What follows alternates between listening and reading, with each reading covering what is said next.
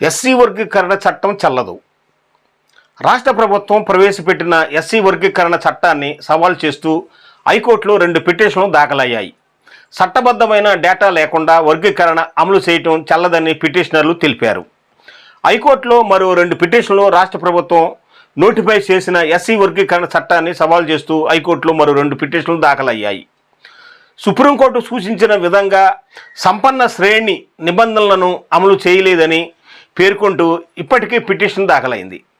దానికి తోడుగా చట్టబద్ధమైన డేటా ఏదీ లేకుండా ఏకసభ్య కమిషన్ ఇచ్చిన నివేదిక ఆధారంగా చేపట్టిన వర్గీకరణ చెల్లదని పేర్కొంటూ మాలమహనాడు జాతీయ అధ్యక్షుడు చెన్నయ్య, ఎస్సీ ఐక్యవేదిక ఉపాధ్యక్షుడు గడ్డం శంకర్ 2 వేర్వేరు పిటిషన్లు దాఖలు చేశారు.